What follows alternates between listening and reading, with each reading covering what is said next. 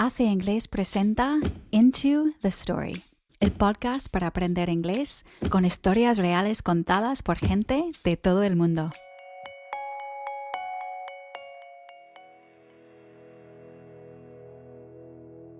We all seem to have ideas about what life will look like when we reach a certain age or we reach a certain place or time in our lives. And sometimes those ideas are accurate and sometimes they're not. Just as we were lying in bed having pillow talk, as they say, he said to me, "I can't do it."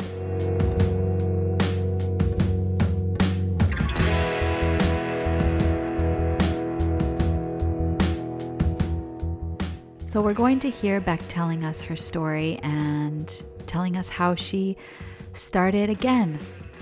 Beck is originally from Melbourne, Australia, and we're calling this story Just Say Yes to Everything.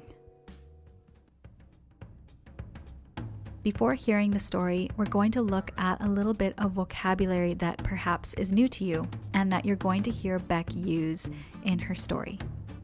The first one is pillow talk.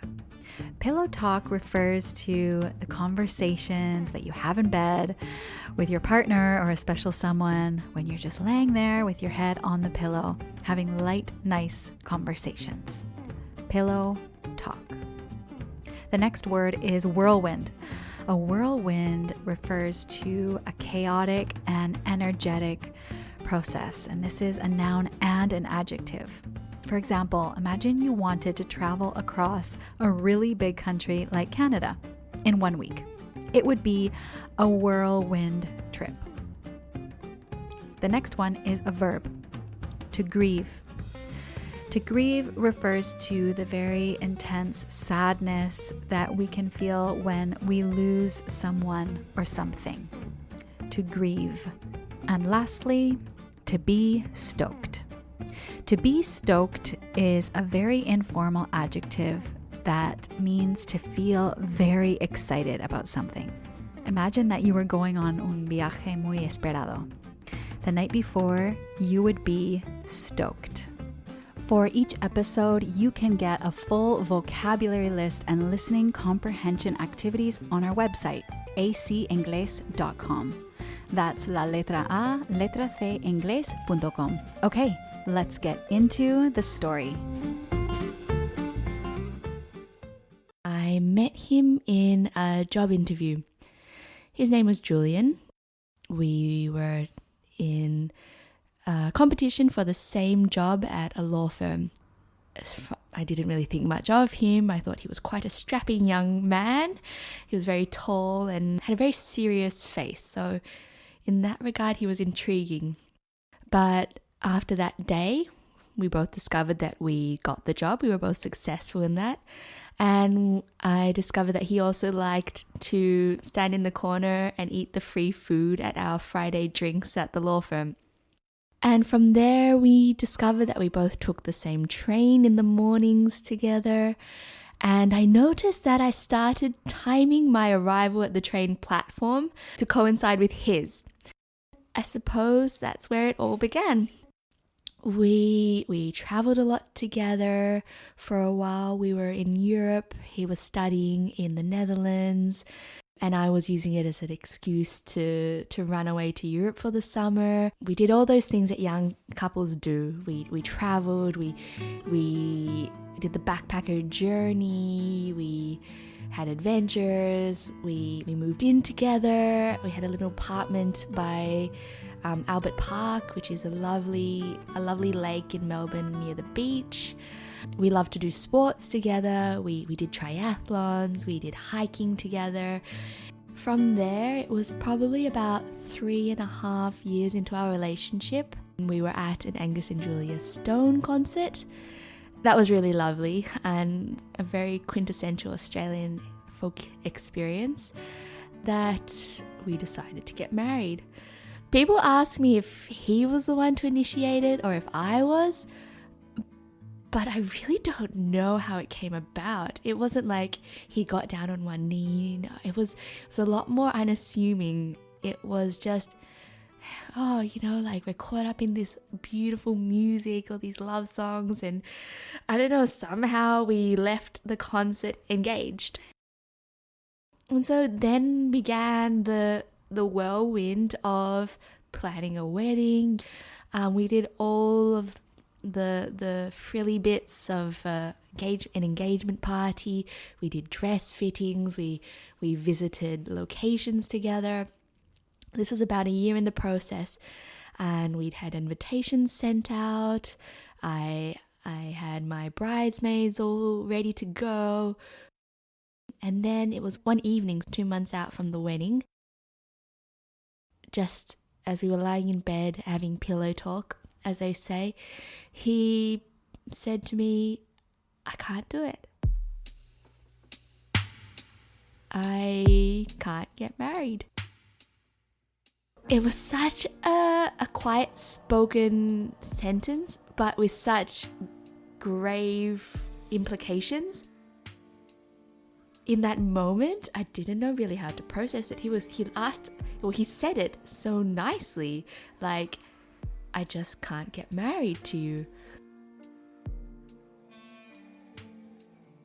And so at this point, everything was ready. So I suppose you could describe what happened next as trying to detangle hair from a hairbrush. Very messy, painful, and tedious. I wanted to return to normality as soon as possible. After that day, he moved out, and I was pretty much left living on a mattress on the floor. I'd also just left a job, and we were relying on his salary to live at the time because I had gone back to study. So I definitely felt his absence in more ways than one, and it was devastating. I do remember a lot of nights where my younger sister, I call her my little big sister because she was really there for me at that time when I just needed somebody to be next to me in the bed. To help my ex Julian and I reconcile what had happened. But at one point we decided, we have all this champagne. What are we going to do with tens of bottles of champagne just lying in our storeroom? What we're going to do is we're going to throw a picnic with all of our friends and whoever wants to come and show that, everything's okay. We're going to get through this, and let's have some fun along the way. The day of the picnic came about. It was really lovely. I mean, Melbourne in the summer is gorgeous. The sun is not too hot. It's just that nice warmth on the back of your neck, and the vibe in the city it emanates summer. We were hanging out. Friends had brought their friends, and it really marked a new beginning, and in more than one sense for me.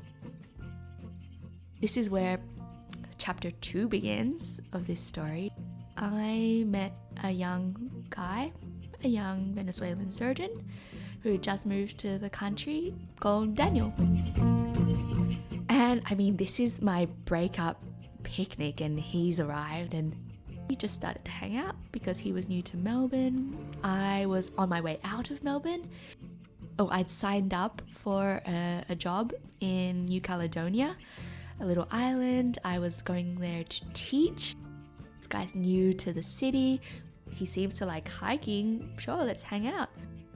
So it did come as a shock to me when 1 month into my new contract in New Caledonia, I got a call from young Daniel saying, "Oh, Rebecca, hey, so happens I'm coming to New Caledonia.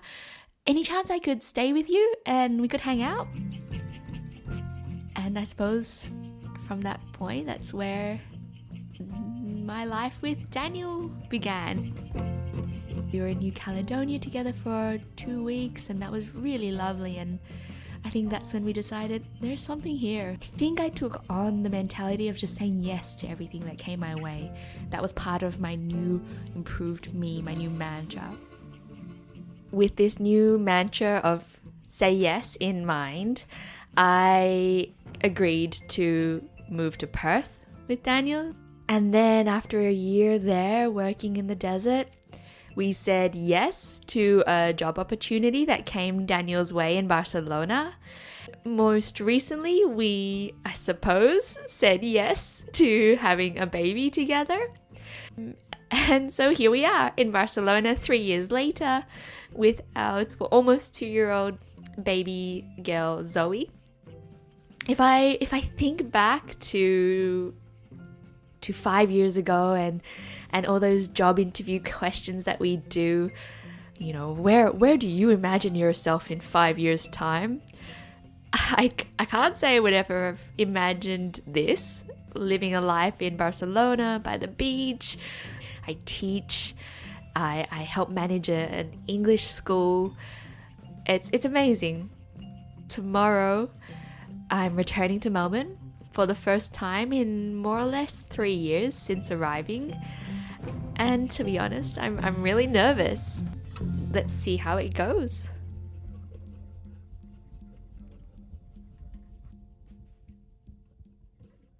I had the chance to speak with Beck after her trip to Australia. We're in COVID lockdown right now, so we recorded this remotely. Let's hear what Beck has to say about going back to Australia for the first time in a long time and how she's feeling about Australia these days. How was the experience of going back and introducing Zoe to her Australian roots? How did it feel? Going back to Australia was really nice. I was nervous at the beginning, but it felt so strange, but at the same time, so familiar to be back home. It also brought on a sense of nostalgia, I think. Having the family all around me and back in Australia as well, all of my cousins and aunties and uncles, they live in more or less the same suburb. I had a glimpse of what life would have been like. Yeah, I felt grateful to have those family around me because they welcomed us so effortlessly. They just walked into our house and were like, "Hey Zoe, how's it going?" Or "Hey Beck, how's it going?" As if no time had passed at all.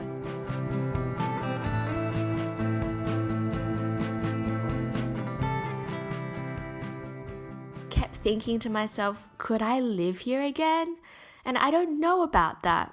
I think over the years, my sense of home has evolved.